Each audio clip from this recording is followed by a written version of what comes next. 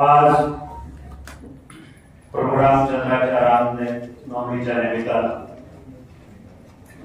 या रामाच्या वास्तूमध्ये आपण सर्वजण शिरूर लोकसभेच्या निवडणुकीच्या प्रचाराचा शुभारंभ करून दौऱ्याला सुरुवात करत आहे। आणि या दौऱ्यात माझ्यासोबत उपस्थित असलेले आपल्या तालुक्याचे लोकप्रिय आमदार आदरणीय अतुलजी बेनके, या तालुक्याच्या ताई रणरागिणी आमच्या भगिनी आशाताई कुसके, पांडुरंगजी पवार, अरुणराव गेरे, संतोष नाना खेरे आणि सर्व सन्माननीय, आता मी नाव घेत नाही, बराच संशय झाला। मित्र, ही निवडणूक लोकसभेची आहे। ही निवडणूक आपल्या सगळ्यांना माहिती आहे, देशाची निवडणूक आहे, देशाच्या प्रतिष्ठेची निवडणूक आहे। आणि गेल्या 10 वर्षांमध्ये देशाचे सन्माननीय पंतप्रधान नरेंद्र मोदीजींनी केलेल्या कार्याचं पावती देण्याचं ही निवडणूक आहे। आज निवडणुकीचा प्रचार होत असताना आपण सांगायचं, ही निवडणूक गावकीची भावकीची नाही। गावानं बैठका घेऊन त्याचा निर्णय घेण्याची निवडणूक नाही। ही निवडणूक देशामध्ये काय होणार आहे, येणाऱ्या 5 वर्षांमध्ये आपली अर्थव्यवस्था कशी असणार आहे, येत्या 5 वर्षांमध्ये नरेंद्र मोदींच्या नेतृत्वाखाली ही आपली इकॉनॉमीच्या माध्यमातून आपण देशापुढे जगापुढे काय ठेवणार आहोत हे ठरवणारी निवडणूक। आणि एकंदरीत जर पाहिलं तर आपल्या या सगळ्या निवडणुकीच्या वातावरणामधून कोणालाही जरी विचारलं की उद्याचे या देशाचे पंतप्रधान कोण आहे, साध्यातला साधा माणूस, अगदी शेतावरच्या बांधातला माणूस हे नक्की सांगून सांगेल की उद्याचे पंतप्रधान नरेंद्र मोदीच होणार।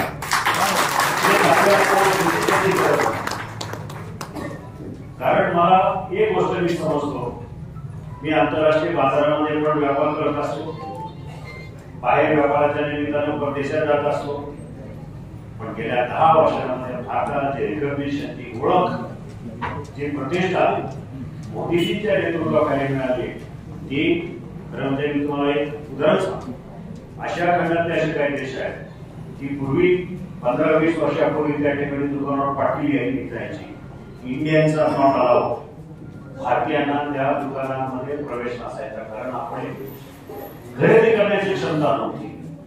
पण आज त्या दुकानांमध्ये, त्या बाजारपेठांमध्ये भारतीयांसाठी पायघड्या घातल्या जातात। हे फक्त नरेंद्र मोदी।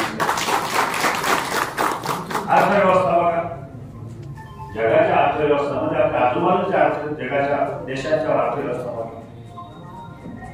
आपली अर्थव्यवस्था आज दिवसेंदिवस वर प्रगती करत चालली आहे। आणि दुसऱ्या बाजूला आपल्याशी सामना करणारा पाकिस्तान आज त्यांचे 2 वेळेचं जेवण जेवायचे सुद्धा बाध्य झाले। अशा प्रकारची अर्थव्यवस्था त्यांना टिकवता आली। श्रीलंका दिवाळखोरीतून बाहेर काढण्याचं काम तिथं खूप मोठं यादवी माजली होती आणि त्या देशाला अर्थसंकटातून बाहेर काढण्याचं काम फक्त आणि फक्त नरेंद्र मोदीजींनी त्या देशाला मदत केली म्हणून केली। आज दबदबा आहे आपल्या देशाचा। आणि अशा वेळेला पंतप्रधान जर नरेंद्र मोदी होणार असेल, सरकार जर नरेंद्र मोदींचं होणार असेल, तर मग आपला इथला खासदार पण नरेंद्र मोदीजींच्या विचाराला नाहीतर काय होईल। गेले 5 वर्ष आपण सत्तेला खासदार निवडून दिला नाही, विरोधी पक्षाला खासदार होता आणि त्याच्यानंतर काय फळ हाताला येतं, बोलाचा भाग आणि बोलाची सवय, काही काम नसतं, परंतु फक्त बोलण्यासाठी त्याचा वापर केला जातो। त्याला लोक बळी पडू नये आणि या मतदारसंघ पुन्हा 5 वर्ष मागे जाऊ नये ही आपल्या सगळ्यांना मला विनंती करायची। मी थोडा टीका करण्यासाठी चालू नाही, पण तुम्ही मला पाहिलं गेले 5 वर्ष सत्ता नाही, पद नाही, मी जनतेमध्ये राहिलो, जनतेमध्ये फिरलो। आता नवीन समीकरण ह्या प्रचाराच्या निमित्तानं समोरच्याने मांडायला सुरुवात केली की खासदारांनी गावात यायचंच नसतं,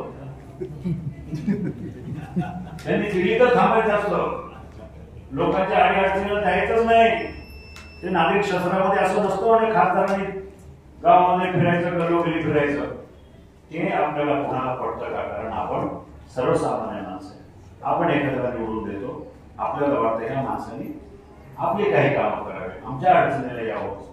कधी कधी एखाद्याचा ट्रान्सफॉर्मर जळाला, त्याला लोक सैरावर होतात, शेतकरी त्याच्या शेताला पाणी नाही, लाईट नाही, कारण ट्रान्सफॉर्मर जळाला. अशा वेळेला आपण सगळेजण, कधी आमदार, कधी खासदार, कधी आशाताई, कधी मी आमच्या पाठीमागे लागतो. कामं जर झाली नाही तर खासदारांचा धावा घेतो. अशा वेळेला खासदारांनी म्हणायचं, नाही रे बाबा, त्या नागरिक शास्त्रात असं लिहिलेलं नाहीये. नागरिक शास्त्रात खासदारांनी कामच करायची नसतात, फक्त भाषण करायची असतात असं लिहिलेलं. त्यामुळे मला माफ कर, मी काय करणार नाही असं करून चालत नाही. म्हणून मी आपल्याला सांगतो, 5 वर्ष तुमच्या समोर मी राहिले, गावागावामध्ये निधी वाटलाय. या राज्याचे मुख्यमंत्री एकनाथ शिंदे असतील, देवेंद्रजी फडणवीस असतील आणि सन्माननीय अजितदादा पवार असतील, या तिघांच्या सरकारच्या माध्यमातून गेल्या 1.5 वर्षात जवळजवळ 1200 कोटी रुपयाचा निधी मला दिला. ताकद मला दिली. मतदारसंघामध्ये जवळजवळ 450 गावांमध्ये मी निधी टाकतो. हे खासदार नसण्याची गोष्ट. उद्या मला केंद्रात गेल्यानंतर जुनी कामं प्रलंबित राहिली आहे. मग चाकणची ट्रॅफिकची समस्या असेल, तळेगाव चाकण चिखलापूरचा रस्ता असेल, नगर रोडची ट्रॅफिक असेल, या सगळ्यासाठी मला कमीत कमी 20 ते 25,000 कोटी रुपयाचा निधी लागला. पुणे नाशिक रेल्वे पूर्ण करण्यासाठी आजच्या पुणे नाशिक रेल्वेची किंमत 25,000 कोटी झाली, 24,500 कोटी रुपये. त्याच्या अहवालाकडे म्हणतात 13-16,000 कोटी, पण ऍक्च्युअली लागणार आहे 25,000. मला सांगा, 50,000 कोटी रुपये जर आपल्या शिरूर लोकसभा मतदारसंघात हवे असतील तर तिथं सत्तेतलाच आणि काम करणारा, लोकांसाठी उपलब्ध राहणारा, प्रकल्पासाठी खेचून पैसे आणणाराच खासदार पाहिजे. म्हणून मला आपल्याला विनंती करायची, मला खूप काय मोठं व्हायचंय, मला परत खासदारकी व्हायची, याच्यापेक्षा ह्या मतदारसंघाने जनतेने मला भरपूर दिले. 15 वर्ष अक्षरशः मला जीव लावलेल्या लोकांनी आशीर्वाद दिले. त्या आशीर्वादाच्या जीवावर मी 1दा नाही, 2दा नाही, 3दा खासदार पराभव झाला. त्यांना 5-6,30,000 मतं पडली, मला 5,70,000 पडली. मी तो पराभव मानत नाही.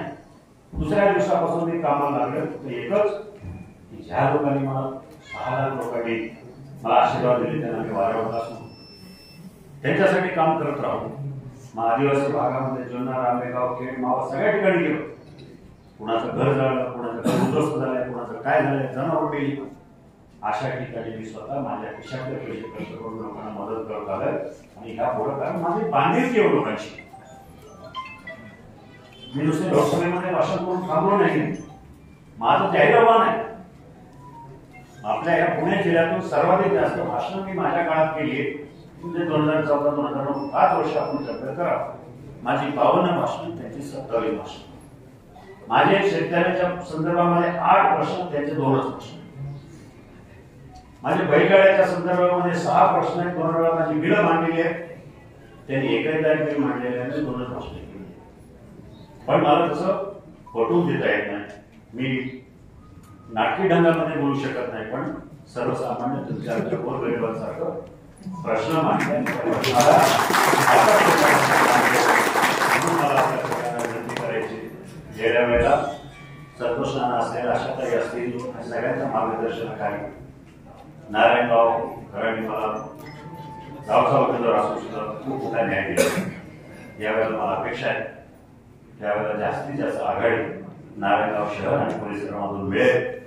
मला अशी अपेक्षा आहे त्याने व्यक्त करून थांबतो. धन्यवाद.